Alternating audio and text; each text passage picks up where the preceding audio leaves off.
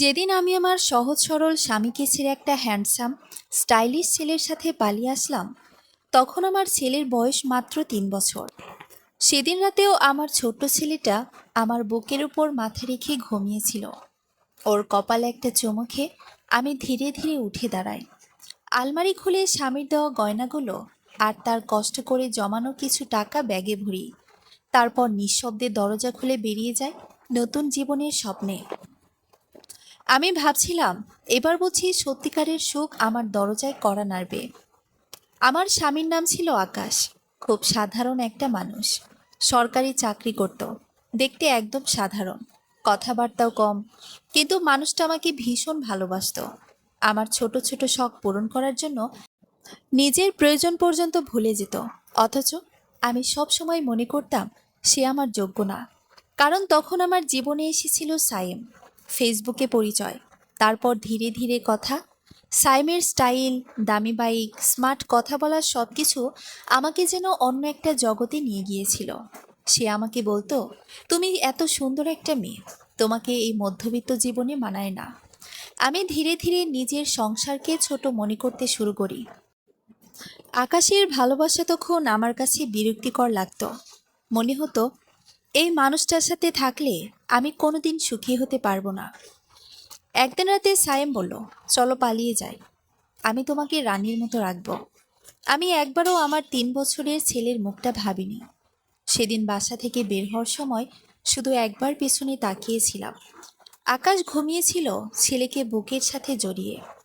জানালার হালকা আলো তাদের মুখে পড়ছিল। দৃশ্যটা কয়েক সেকেন্ডের জন্য আমার বুক কাঁপিয়ে দিয়েছিল, কিন্তু আমি থামিনি। সাইম নিচে বাইক নিয়ে অপেক্ষা করছিল। আমাকে দেখেই হাসলো। অবশেষে তুমি শুধু আমার হলে। আমি বিশ্বাস করেছিলাম এটাই ভালোবাসা। প্রথম কয়েকদিন সত্যিই স্বপ্নের মতো কেটেছিল। আমরা কক্সবাজারে ঘুরতে গেলাম।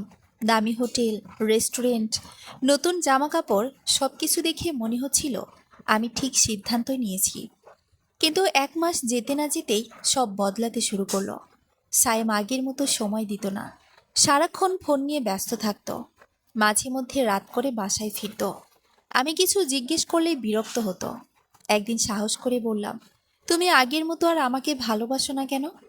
সে ঠান্ডা গলায় বলল, ড্রামা করো না তো। সেদিন প্রথমবার আমার বুকের ভেতর অদ্ভুত ভয় কাজ করলো। এরপর ধীরে ধীরে আমি বুঝতে পারলাম সাইমের আসল চেহারা অন্যরকম। সে আমার আনা টাকাগুলো খুব দ্রুত খরচ করতে লাগলো। আমার গয়নাগুলো একে একে বিক্রি করে দিল ব্যবসার কথা বলে। কিন্তু কোনো ব্যবসায় চোখে পড়ল না। একদিন দুপুরে আমি ওর ফোনে অন্য একটা মেয়ের ছবি দেখি।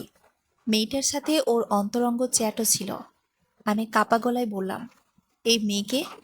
সায়েম বিন্দুমাত্র ভয় না পেয়ে সিগারেট ধরিয়ে বলল, আমার লাইফে কে থাকবে সেটা তোমাকে বলতে হবে? আমি হতবাক হয়ে তার দিকে তাকিয়েছিলাম। যে মানুষটার জন্য আমি নিজের সংসার, নিজের সন্তান, নিজের সম্মান সব ছেড়ে এসেছি, সে মানুষটাই আজ আমাকে বোঝা ভাবছে। সেদিন রাতে প্রথমবার আমার ছেলের কথা খুব মনে পড়ল। ভাবছিলাম, এখন হয়তো ও ঘুমানোর আগে মা বলে কাঁদে। হয়তো আকাশ তাকে কোনোভাবে শান্ত করে ঘুম পাড়ায়। আমার বুকটা হঠাৎ ভীষণ ভারী হয়ে উঠল। আমি চুপচাপ বারান্দায় গিয়ে দাঁড়ালাম। দূরের আলো ঝাপসা লাগছিল। মনে হচ্ছিল আমি নিজের হাতে নিজের জীবনটা নষ্ট করে ফেলেছি। ঠিক তখনই পেছন থেকে সাইমের কণ্ঠ শুনলাম, শোনো, কাল থেকে তোমাকে একটা কাজ করতে হবে। আমি ঘুরে তাকালাম। কি কাজ? সে ধীরে ধীরে ধোঁয়া ছাড়তে ছাড়তে বলল, টাকা শেষ, এখন তোমাকেও ইনকাম করতে হবে। তার চোখের চাহনি দেখে আমার শরীর ঠান্ডা হয়ে গেল। সাইমের কথাগুলো আমার কানে বিষের মতো বিঁধল। ইনকাম করতে হবে মানে? আমি অস্ফুট স্বরে বললাম, আমি কি কাজ করব সাইম? আমি তো কোনোদিন চাকরি করিনি। সাইম একটা কুৎসিত হাসি দিল। সেই হাসিতে আর যাই হোক ভালোবাসা ছিল না। সে আমার খুব কাছে এসে দাঁড়ালো। তার গায়ের উৎকট তামাকের গন্ধে আমার দম বন্ধ হয়ে আসছিল। সে আমার চিবুকটা চেপে ধরে বলল, চাকরি করতে কে বলেছে? আমার কিছু বন্ধু আছে, বেশ বড়লোক। তাদের সাথে একটু সময় কাটাবে, ডিনারে যাবে, ব্যাস, তাতে মোটা টাকা আসবে। আমার পায়ের নিচ থেকে যেন মাটি সরে গেল। যে আকাশ কোনোদিন আমার গায়ে একটা ফুলের টোকা পর্যন্ত লাগতে দেয়নি, আজ সে আমি অন্য পুরুষের লালসার শিকার হতে যাচ্ছি।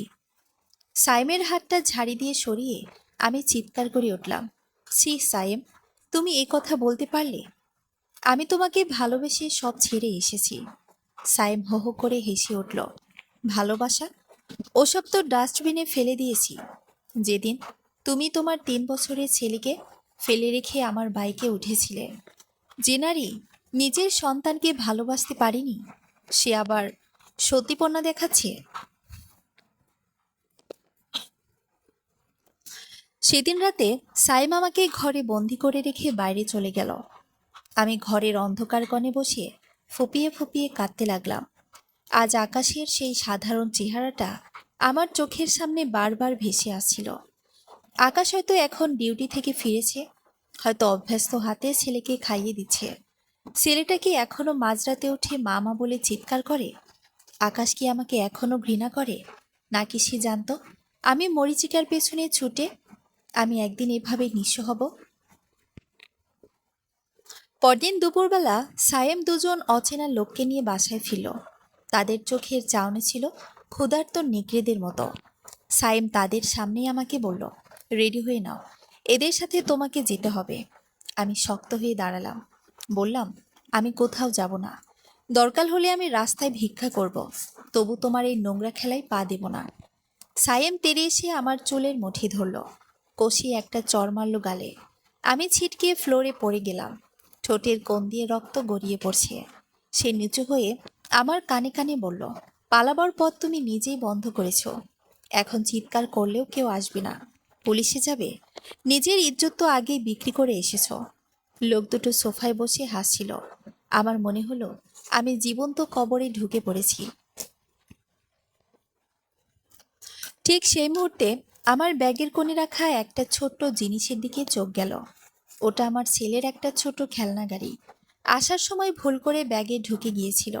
ওই প্লাস্টিকের ছোট গাড়িটা দেখে আমার ভেতরে হঠাৎ কিসের যেন একটা শক্তি কাজ করলো। আমি মরবো, কিন্তু এভাবে না, আমাকে বাঁচতে হবে। আমার ছেলের কাছে ক্ষমা চাওয়ার জন্য হলেও আমাকে এই নরক থেকে বেরোতে হবে। আমি শান্ত গলায় বললাম, ঠিক আছে, আমি যাব, আমাকে একটু সময় দাও, আমি তৈরি হয়ে নেই। সায়েম বিজয়ের হাসি হেসে লোক দুটোর সাথে ড্রয়িং রুমে গিয়ে বসল। আমি বাথরুমে ঢুকে দরজাটা ভেতর থেকে আটকে দিলাম। আমার হাত পা কাঁপছে। বাথরুমের ছোট ভেন্টিলেটরটাকে তাকালাম। ওটা দিয়ে কোনো মতে বের হওয়া সম্ভব, কিন্তু আমি যাব কোথায়? আমার যাওয়ার কোনো জায়গা নেই। বাবা মা আগেই ত্যায্য করেছে। আকাশ কি আমাকে ফিরিয়ে নেবে, নাকি সে দরজায় তালা লাগিয়ে দেবে? আমি জানি না আকাশ আমাকে গ্রহণ করবে কিনা, কিন্তু আমি জানি এই পাপের প্রায়শ্চিত্ত আমাকে করতেই হবে। আমি তড়িঘড়ি করে ভেন্টিলেটর দিয়ে বের হওয়ার চেষ্টা করতে লাগলাম। নিচে অন্ধকার গলি। সায়েম বাইরে থেকে দরজা ধাক্কা দিয়ে বলছে, কি হলো, কতক্ষণ লাগবে? আমি শেষবারের মতো আকাশের দেওয়া সেই সোনার চেইনটার দিকে তাকালাম, যেটা সায়েম এখনো খুঁজে পায়নি। ওটা শক্ত করে মুঠোর ভেতর ধরলাম। আমার সামনে এখন দুটি পথ, হয় আজ এই গলির অন্ধকারে হারিয়ে যাওয়া, নয়তো নিজের হারানো অস্তিত্ব খুঁজে পাওয়া। আমি কি পারবো আকাশের মুখোমুখি দাঁড়াতে, নাকি বিধাতা আমার জন্য আরো কঠিন কোনো শাস্তি লিখে রেখেছেন? বাইরের সাইমের গলার স্বর আরো চড়া হচ্ছে। প্রতিটা ধাক্কায় বাথরুমের দুর্বল দরজাটা কেঁপে উঠছে। আমি আর সময় নষ্ট করলাম না। দেয়াল ঘেঁষে রাখা বালতিটা উল্টো করে তার উপর দাঁড়ালাম। ভেন্টিলেটরের কাজটা অর্ধেক ভাঙা ছিল। সাবধানে সেটা সরিয়ে কোনো মতে নিজেকে বাইরের দিকে ঠেলে দিলাম। নিচে অন্ধকার গলি। ওপর থেকে লাফিয়ে পড়ার সময় পায়ে প্রচণ্ড চোট পেলাম, কিন্তু ব্যথার চেয়েও বাঁচার তাগিদ তখন বেশি। আমি জানি সাইম যখন দেখবে আমি ঘরে নেই, ও আমায় পাগলের মতো খুঁজবে। আমি খুঁড়িয়ে খুঁড়িয়ে মেইন রোডের দিকে দৌড়াতে লাগলাম। পরনের কাপড় ধুলোয় মাখা, ঠোঁটের কোণে জমাট বাঁধা রক্ত। রাস্তার দুই একজন পথচারী আমার দিকে অদ্ভুত চোখে তাকাচ্ছিল, কিন্তু আমার কানে তখন শুধু বাজছে সাইমের সেই বিদ্রুপ মাখা কথাগুলো, যে নারী নিজের সন্তানের হতে পারেনি। একটা রিকশা আসতেই আমি উঠে পড়লাম। কাপা গলায় বললাম, মামা, কমলাপুর রেল স্টেশনে চলেন, একটু তাড়াতাড়ি। স্টেশনে পৌঁছিয়ে আমি ট্রেনের অপেক্ষায় বসে রইলাম। হাতে কোনো টাকা নেই, শুধু গলায় আকাশে দেওয়া সেই চেনটা। ওটা বিক্রি করে টিকিট কাটলাম। ট্রেনের জানালার বাইরে অন্ধকার রাত যেন আমার জীবনের প্রতিচ্ছবি। মাত্র কয়েক মাসের মোহে আমি কি হারালাম! নিজের সাজানো সংসার, স্বামীর অগাধ বিশ্বাস, আর আমার সেই ছোট্ট জান পাখিটা, যাকে এক মুহূর্ত না দেখলে আমি পাগল হয়ে যেতাম। ভোরবেলা যখন আমাদের চেনা সেই স্টেশনে নামলাম, তখন শহরটা ঘুমন্ত। চেনা রাস্তা দিয়ে হাঁটতে হাঁটতে আমার বুকটা ফেটে যাচ্ছিল। এই সেই রাস্তা যেখানে আকাশ রিকশা করে আমাকে নিয়ে অফিস থেকে ফেরার পথে ফুচকা খাওয়াতো। এই সেই মোড় যেখানে আমার ছেলেটা বায়না ধরত চকলেটের জন্য। বাসার সামনে গিয়ে দাঁড়ালাম। চারতলার সেই ব্যালকনিটা দেখা যাচ্ছে। গ্রিলের ফাঁকে আকাশের একটা শার্ট শুকনো দেওয়া। মানুষটা এখনো আগের মতোই অগোছালো আছে হয়তো। আমি কলিং বেলে হাত রাখতে গিয়েও থমকে গেলাম। আমার কি অধিকার আছে এই দরজায় দাঁড়ানোর? যে সম্মান আমি ধুলোয় মিশিয়েছি, তা কি আর ফিরে পাওয়া সম্ভব? অনেকক্ষণ দাঁড়িয়ে থাকার পর শেষমেশ সাহস করে বেল টিপলাম। ভেতর থেকে ভারী পায়ের শব্দ এগিয়ে আসে। আমার হৃৎপিণ্ড যেন গলার কাছে চলে এসেছে। দরজাটা খুলতে সামনে দাঁড়ালো আকাশ। আকাশের চেহারাটা অনেক বদলে গেছে। চোখের নিচে কালি, গালের হাড় বের হয়ে এসেছে। আমাকে দেখা মাত্রই তার চোখের দৃষ্টি কঠিন হয়ে গেল। কয়েক সেকেন্ডের স্তব্ধতা। আকাশ কিছু বলল না, শুধু দরজাটা বন্ধ করে দিতে চাইল। আমি দ্রুত দরজার ফাঁকে পা দিয়ে চিৎকার করে উঠলাম, আকাশ, একবার, শুধু একবার আমাকে কথা বলতে দাও। আমি ভুল করেছি আকাশ, আমি মরে যাব। ভেতর থেকে একটা চিকন গলার আওয়াজ এলো, বাবা, কে এসেছে? মা এসেছে? ওই কণ্ঠস্বরটা শুনে আমি স্থির থাকতে পারলাম না। দরজার সামনেই বসে পড়লাম। আকাশ নিচু গলায় বলল, তোমার মা মারা গেছে বাবা, ভেতরে যাও। কথাটা যেন আমার কলিজায় তীরের মতো বিঁধল। আমি আকাশের পা জড়িয়ে ধরলাম। আকাশ, আমাকে মেরো না। আমি জানি আমি পাপী, কিন্তু আমার ছেলেটার জন্য আমাকে একবার ভেতরে ঢুকতে দাও। আমি কোনো অধিকার দাবি করব না, শুধু দূর থেকে ওকে একবার দেখব। আকাশ আমার দিকে এক পলক তাকালো। সেই চোখে ঘৃণা ছিল না, ছিল এক আকাশ সমান যন্ত্রণা। সে ধীর গলায় বলল, যেদিন তুমি আমার জমানো টাকা আর গয়না নিয়ে পালিয়েছিলে, সেদিন আমি তোমাকে ঘৃণা করার শক্তিও হারিয়ে ফেলেছি। কিন্তু এই ছেলেটাকে আমি কি জবাব দেব? ও যখন রাতে ঘুম ভেঙে কাঁদে, তখন আমি ওকে কি বলবো? আমি ফুপিয়ে কেঁদে উঠলাম। আকাশ হঠাৎ সরে দাঁড়ালো, ভেতরে এসো। তবে মনে রেখো, তুমি এ বাড়িতে এখন শুধুই একজন আগন্তুক। আমি পা কাঁপতে কাঁপতে ড্রয়িং রুমে ঢুকলাম। ঘরটা আগের মতোই আছে, শুধু ধুলোর আস্তরণ জমেছে সবখানে। সোফার কোণে আমার 3 বছরের ছেলেটা বসে আছে, ওর হাতে সেই প্লাস্টিকের গাড়িটা। ও ফ্যালফ্যাল করে আমার দিকে তাকিয়ে রইল। ওর চোখে কোনো চেনা মানুষের আনন্দ নেই, বরং এক ধরনের ভয়। আমি কাছে যেতেই ও আকাশের পেছনে গিয়ে লুকালো। আকাশ শান্ত গলায় বলল, ও তোমাকে চিনতে পারছি না। 3 মাস ওর বয়সের জন্য অনেক লম্বা সময়। নিজের সন্তানের চোখে নিজের জন্য ভয় দেখে আমার মনে হলো এর চেয়ে মৃত্যুই ভালো ছিল। আমি বুঝতে পারলাম ফিরে আসা যতটা কঠিন ছিল, এই বাড়িতে টিকে থাকা তার চেয়েও 1000 গুণ বেশি যন্ত্রণার হতে যাচ্ছে। সাইমের নরক থেকে বেঁচে ফিরলেও আকাশের এই মৌন শাসন আর ছেলের অচেনা চাহনি আমাকে তিল তিল করে শেষ করে দেবে।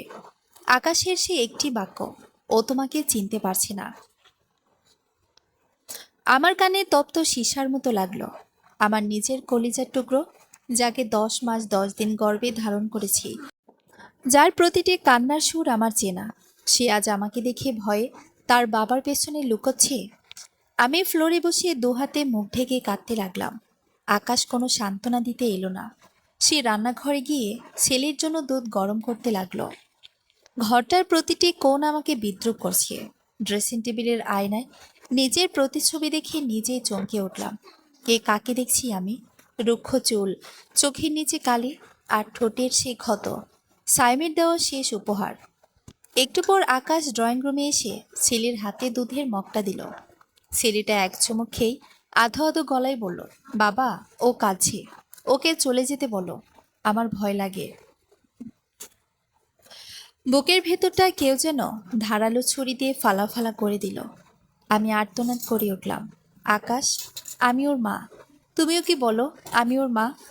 আকাশ স্থির দৃষ্টিতে আমার দিকে তাকিয়ে বলল, মা হতে গেলে মমতার প্রয়োজন হয়, শুধু জন্ম দিলেই মা হওয়া যায় না। যে মা নিজের সুখের জন্য দুধের শিশুকে ফেলে পরপুরুষের হাত ধরে পালাতে পারে, তার জন্য এই বাচ্চার মনে কোনো জায়গা অবশিষ্ট নেই। আমি ওকে বলেছি ওর মা মারা গেছে, আল্লাহর কাছে চলে গেছে। আর কোনো দিন যদি দেখো তোমার মা ফিরে এসেছে, সে আসলে তোমার মা না, সে একটা রাক্ষস। ও এখন সেটাই বিশ্বাস করে। সেদিন রাতটা আমার জন্য ছিল এক ভয়াবহ অগ্নি পরীক্ষা। আকাশ আমাকে স্টোররুমে থাকার অনুমতি দিল। ধুলোবালি আর পুরনো খবরের কাগজের স্তূপের মাঝে একটা পাটি বিছিয়ে শুয়ে রইলাম। পাশের ঘর থেকে ছেলের খিলখিল হাসির শব্দ আসছিল। আকাশকে গল্প শুনিয়ে ঘুম পাড়াচ্ছি। একসময় সব শান্ত হয়ে এলো। মাঝরাতে হঠাৎ ছেলের কান্নার শব্দে আমার ঘুম ভেঙে গেল। ও বোধহয় স্বপ্ন দেখেছে। আমি অভ্যেসবশত ঘর থেকে বেরিয়ে ওর ঘরের দিকে দৌড়ে গেলাম। দেখলাম আকাশ ওকে কোলে নিয়ে পায়চারি করছে আর বলছে, সোনা বাবা, কান্না করে না, বাবা আছি তো। আমি দরজার আড়ালে দাঁড়িয়ে দৃশ্যটা দেখছিলাম। আমার খুব ইচ্ছে করছিল একবার গিয়ে ওকে কোলে নিই। আকাশ আমাকে দেখে থামল। তার চোখে ক্লান্তি আর অবজ্ঞা। সে ইশারায় আমাকে চলে যেতে বলল। পরদিন সকালে আকাশ অফিসে যাওয়ার সময় আমার দিকে কয়েকটা নোট বাড়িয়ে দিল। বলল, বাসার বাজার সব আছে, ওর দেখাশোনা করো, কিন্তু মনে রেখো তুমি এখানে শুধু একজন আয়া হিসেবে আছো। ওর সামনে নিজেকে মা বলে পরিচয় দেওয়ার চেষ্টা করবে না। ওর মনের উপর আমি আর কোনো চাপ দিতে চাই না। আকাশ চলে যাওয়ার পর আমি সারা ঘর পরিষ্কার করলাম, রান্না বান্না করলাম আকাশের প্রিয় খাবারগুলো দিয়ে। কিন্তু দিন শেষে দেখলাম ছেলেটা আমার হাতের খাবার খেলোই না। ও বসে রইল ওর বাবার ফেরার অপেক্ষায়। বিকেলে হঠাৎ কলিং বেল বাজলো। আমি দরজা খুলতেই আমার রক্ত হিম হয়ে গেল। দরজার ওপাশে সাইম দাঁড়িয়ে, ওর চোখে সেই শয়তানি হাসি। সে দাঁত বের করে বলল, কি ভেবেছিলে চোরের মতো পালিয়ে এসে এখানে সুখে সংসার করবে? আমার যে লোকসান করেছ তা তো তোমাকে উসুল করতেই হবে। চলো আমার সাথে, নয়তো তোমার এই সাজানো নাটকের কথা সবাইকে জানিয়ে দেব। আমি কাঁপতে কাঁপতে বললাম, সাইম, প্লিজ চলে যাও, আমি সব শেষ করে এসেছি। সাইম আমার হাতটা শক্ত করে ধরল। ঠিক সেই মুহূর্তে সিঁড়ি দিয়ে আকাশকে উঠে আসতে দেখলাম। আকাশের চোখের চাহনি মুহূর্তেই বদলে গেল। সে সাইমকে দেখে থমকে দাঁড়ালো। আমার মনে হলো পৃথিবীটা এখনই থেমে যাক।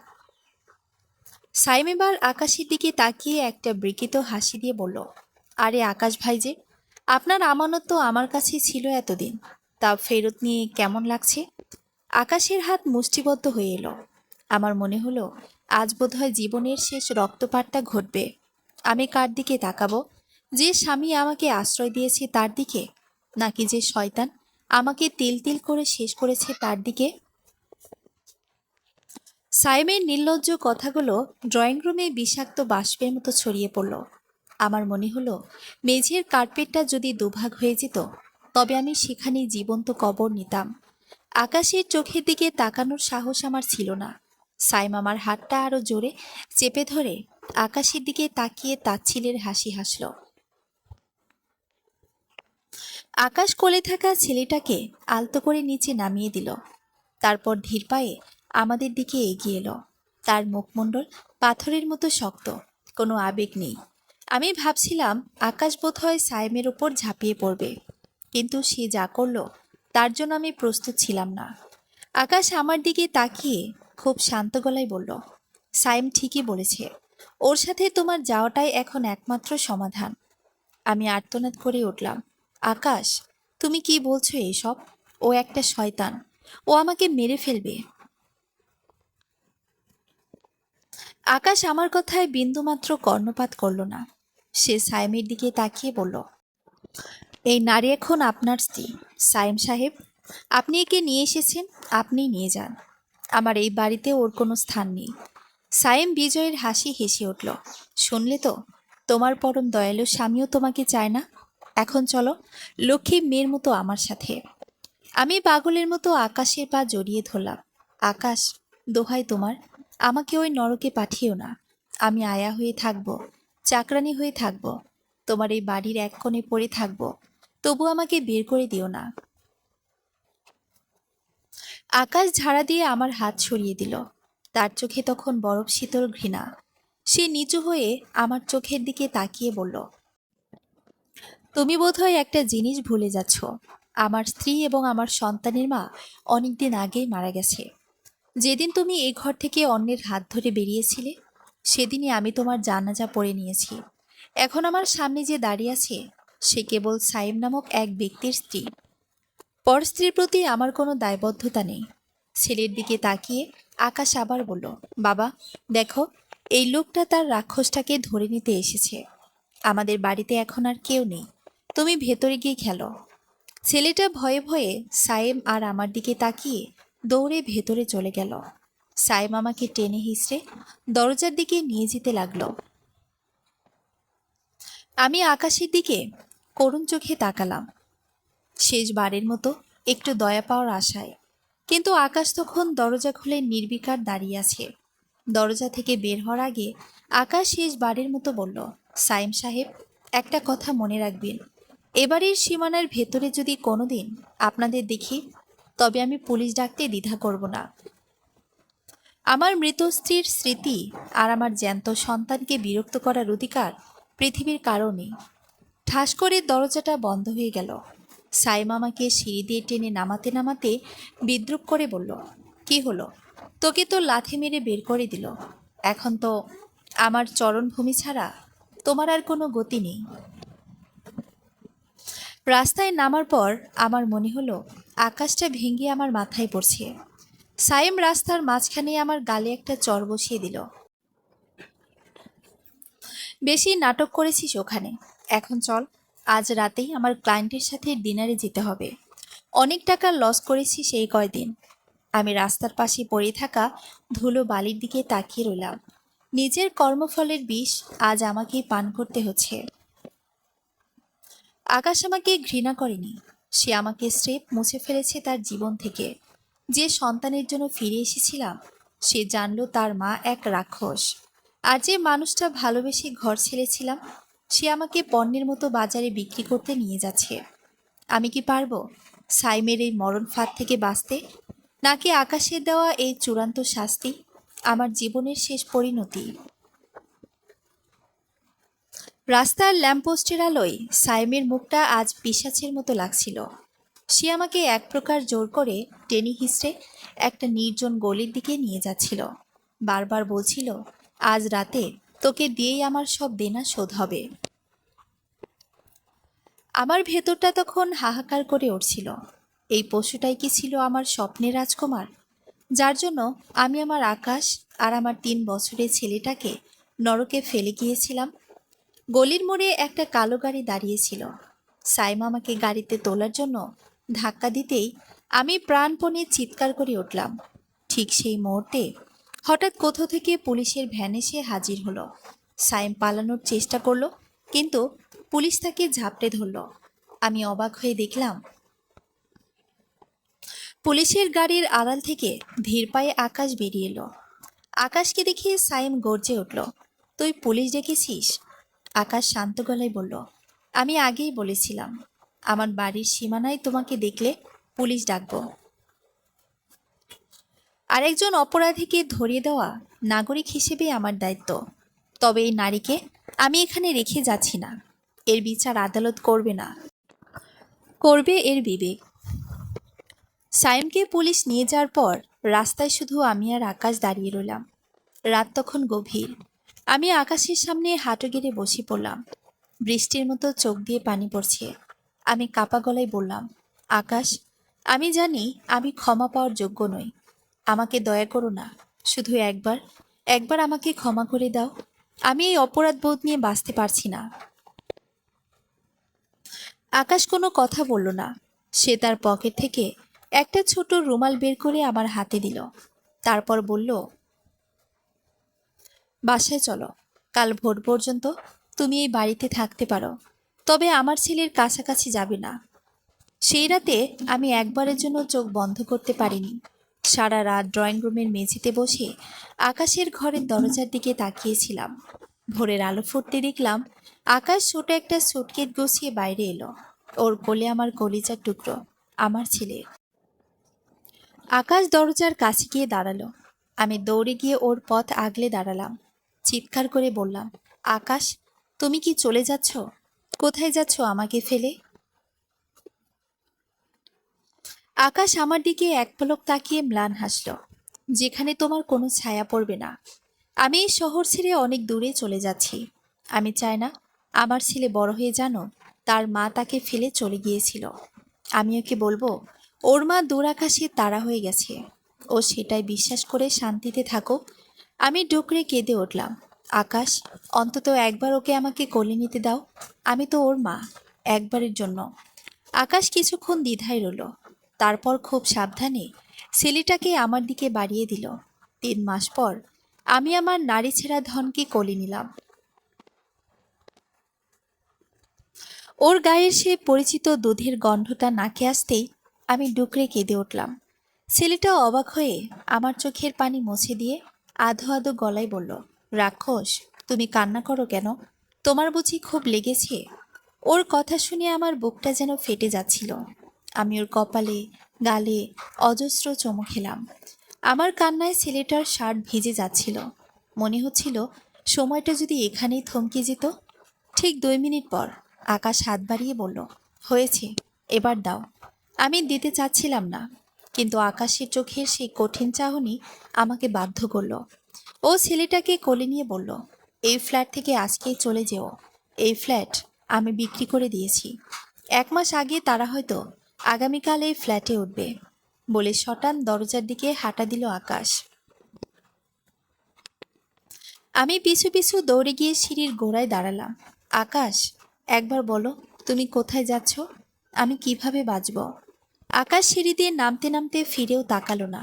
শুধু দূর থেকে ভেসেছিল তার কণ্ঠস্বর, তুমি তো নিজের সুখের জন্য মুক্তি চেয়েছিলে। আজ আমি তোমাকে সেই মুক্তি দিয়ে গেলাম। একা থাকতে শিখো, কারণ পাপের কোনো সঙ্গী হয় না। আমি রাস্তার মোড় পর্যন্ত দৌড়ে গেলাম। দেখলাম একটা গাড়িতে করে আমার পৃথিবীটা দূরে সরে যাচ্ছে। জানালার কাছ দিয়ে আমার ছেলেটা বাইরের দিকে তাকিয়েছিল। হয়তো সে এক মুহূর্তের জন্য তার সেই মাকে খুঁজছিল, যাকে সে রাক্ষস ভেবে চেনে। ধীরে ধীরে গাড়িটা চোখের আড়াল হয়ে গেল। আমি মাঝ রাস্তায় ধুলোবালির মধ্যে আছাড় খেয়ে পড়লাম। সাইমের দেওয়া নরক থেকে আমি মুক্তি পেয়েছি ঠিকই, কিন্তু যে সুখের আশায় আমি ঘর ছেড়েছিলাম, সেই সুখ আজ আমাকে এক অনন্ত মরুভূমিতে একা ফেলে রেখে চিরতরে হারিয়ে গেল। চারপাশের মানুষ জেগে উঠছে, শহরটা ব্যস্ত হয়ে যাচ্ছে, শুধু আমার জগৎটা নিথর হয়ে দাঁড়িয়ে আছে। আমি আজ মুক্ত, কিন্তু আমার মনে হচ্ছে এই মুক্তির চেয়ে মৃত্যু হয়তো অনেক বেশি শান্তিময় হতো। আকাশ আর আমার সন্তানকে নিয়ে যাওয়া সেই গাড়িটা ধোঁয়া যখন মিলিয়ে গেল, তখন আমার মনে হলো আমি এক বিশাল শূন্যতার মুখোমুখি দাঁড়িয়ে আছি। চারপাশের কোলাহল আছে, মানুষ আছে, কিন্তু আমার ভেতর কেবল শ্মশানের নীরবতা। আকাশে রেখে যাওয়া কিছু টাকার বুকের ভেতর এক পাহাড় সমান হাহাকার নিয়ে আমি আবার সেই ফ্ল্যাটে ফিরে এলাম। আকাশ বাসাটা বিক্রি করে দিয়ে গেছে, কিন্তু মালিককে বলে গেছে আমি যেন কয়েকটা দিন থাকতে পারি। ফাঁকা ঘরটার দিকে তাকালে এখন দম বন্ধ হয়ে আসে। যে সোফায় বসে আমার ছেলেটা খেলতো, সেখানে এখন কেবল ধুলোর আস্তরণ। যে রান্নাঘরে আমি আকাশের জন্য পরম মমতায় রান্না করতাম, সেখানে এখন কেবল একাকিত্বের গন্ধ। 1 সপ্তাহ পর আমি সিদ্ধান্ত নিলাম, এভাবে বসে থাকলে আমি পাগল হয়ে যাব। আমাকে বাঁচতে হবে, তবে নিজের জন্য নয়, প্রায়শ্চিত্তের জন্য। শহর ছেড়ে আমি অনেক দূরে একটা মফস্বল শহরে চলে এলাম। কেউ আমাকে চেনে না। একটা ছোট এনজিওতে কাজ নিলাম। সারাদিন অনাথ শিশুদের সাথে কাটাই। যখন কোনো ছোট বাচ্চা আমাকে মা বলে জড়িয়ে ধরে, তখন বুকের ভেতরটা হু হু করে ওঠে। মনে মনে ভাবি, আমার ছেলেটাও কি এখন কাউকে মা বলে ডাকছে, নাকি সে এখনও বিশ্বাস করে তার মা আকাশে তারা হয়ে গেছে। 5 বছর কেটে গেল। আকাশের কোনো খবর আমি পাইনি। পাওয়ার অধিকারও আমার নেই। তবে প্রতি রাতে আমি জানালার গ্রিল ধরে আকাশের দিকে তাকিয়ে থাকি। আমার বিশ্বাস, কোনো এক শহরে আমার আকাশ আর আমার সেই ছোট্ট জান পাখিটা অনেক সুখেই আছে। আকাশ হয়তো অন্য কাউকে জীবন সঙ্গিনী করে নিয়েছে, যে আমার মতো বিশ্বাসঘাতক নয়, যে আমার ছেলেকে নিজের মায়ায় আগলে রেখেছে। মাঝে মধ্যে খুব ইচ্ছে করে একবার গিয়ে আড়াল থেকে দেখে আসি আমার ছেলেটা কত বড় হয়েছে, কিন্তু পরক্ষণেই নিজেকে সামলে নিই। আমার বিষাক্ত ছায়া যেন ওদের সাজানো জীবনে আর কোনোদিন না পড়ে। সাইমের কথা শুনি মাঝে মাঝে। সে এখনো জেলেই আছে। তার প্রতি এখন আর কোনো ঘৃণা নেই, কেবল করুণা হয়। সে তো কেবল একটা উপলক্ষ ছিল। আসল অপরাধ তো ছিল আমার মনের লোভ আর অতৃপ্তির। আজ আমি একা, কিন্তু আমি শান্ত। সাইমের দেওয়া সেই ক্ষতগুলো শুকিয়ে গেছে, কিন্তু মনের ক্ষতটা এখনও টাটকা। আমি এখন বুঝতে পারি, সুখ কোনো দামি বাইক বা কক্সবাজারের দামি হোটেলে থাকে না। সুখ থাকে প্রিয় মানুষের সামান্য ভালোবাসায়, সন্তানের আধো আধো ডাকের শান্তিতে। আমি জানি না স্রষ্টা আমাকে কোনোদিন ক্ষমা করবেন কিনা, তবে প্রতিদিন মোনাজাতে আমি শুধু একটা কথাই বলি, হে আল্লাহ, আমার আকাশ আর আমার ছেলেকে ভালো রেখো। ওদের সুখের জন্য যদি আমার জীবন বিসর্জন দিতে হয়, আমি তাতে রাজি। আমি এখন আর সেই সহজ সরল স্বামীর স্ত্রী হওয়ার স্বপ্ন দেখি না। আমি কেবল একজন ভালো মানুষে মরতে চাই। জীবনের এই দীর্ঘ পথে আমি শুধু এইটুকুই শিখেছি, নিজের হাতে সাজানো স্বর্গ যারা ভেঙে ফেলে, তাদের জন্য পৃথিবীর কোনো প্রাসাদেও আর জায়গা হয় না। অন্ধকার রাতে একলা বারান্দায় দাঁড়িয়ে আমি আকাশের সেই উজ্জ্বল তারার দিকে হাত বাড়িয়ে বলি, ভালো থেকো সোনা বাবা, ভালো থেকো আকাশ। বাতাসে সেই কথাগুলো মিলিয়ে যায়।